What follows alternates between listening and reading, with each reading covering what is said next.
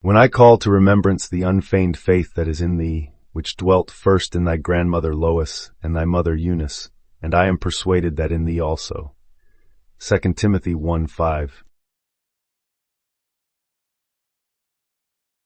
When Paul speaks of that unfeigned faith living first in Lois and Eunice, and now in you, he points us to the only source of all power, your own felt conviction, born in the deep chamber of your consciousness. Here lies a faith not borrowed from books or sermons, but kindled by grandmother, mother, and now by you. It is the same faith, the same flame, passed down like a torch through the generations of your own imagining. What is faith but the calm assurance that your ideal, that perfect scene you hold in your mind's eye, is already real? If you call it remembering, you betray yourself, for faith lives only in the present tense. I am that I am. To speak of faith as something once held is to confess you are no longer holding it. The faith of Lois and Eunice is not a dusty heirloom, but the original dream they planted in your consciousness. Now it blossoms in you, no one else is doing. Forget all concerns about who must be influenced or persuaded. Faith cares nothing for appearances, respects no external authority. It dwells in clarity of form. You see yourself standing firm, unshaken, certain this gift of faith is yours. You raise your glass to the unseen achievement, and in your heart you taste the victory. In that single imaginal act, you merge with the faith first conceived in your foremothers and proclaim, "It is done." Thus the scriptures unfold their hidden meaning. The faith dwelling in 2 generations was never outside of you. It was the seed of your own creative imagination. Claim it now. Live it now. You are that unfeigned faith made manifest. Let no memory distract you. Dwell instead in the living I am of faith fulfilled. At the foundation of your being lies the grandmother's latent faith, a precious seed resting deep within the subconscious. Above this foundation, the mother's buoyant conviction gently stirs desire, awakening a vibrant longing that seeks expression. Then comes Timothy's present awareness, embodying faith brought fully into the now moment. In you, these concentric states coexist, an ancestral imprint, a kindled longing, and the immediate knowing that thought gives birth to reality.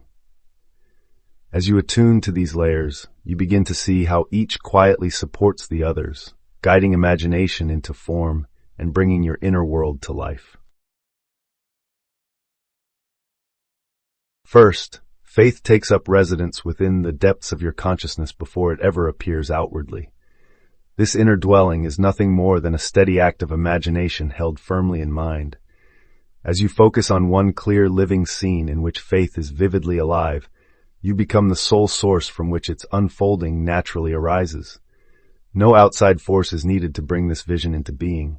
Your sustained imaginal act is the seed, and the world around you becomes the blossoming of that seed. In this way, by simply cleaving to the scene you have imagined, you awaken the power within and witness the seamless transformation of thought into reality. Begin by understanding that this verse itself proclaims your divine prerogative. I am the faith I remember. In truth, the very I am that spoke the worlds into existence is simply your own awareness. When faith arises without pretense, it reveals the purity of your imagination, untouched by even the faintest whisper of doubt.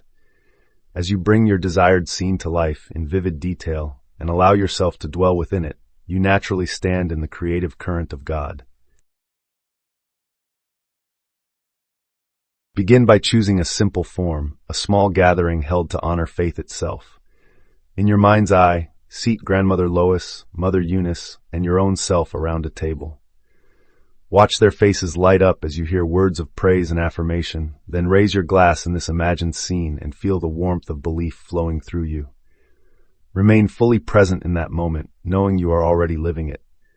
As you continue, persist until the sense of "this is real" saturates your awareness. Rather than recalling past imaginings, keep your focus on the here and now. Maintain that vivid impression with unwavering conviction. In doing so, you will discover the world outside rearranging itself to reflect your inner certainty. Whenever you dwell first in the inner form, the outer world must conform. You carry the flame of unfeigned faith, ignite it, nurture it, and watch your life transfigure as your imagination brings reality into being.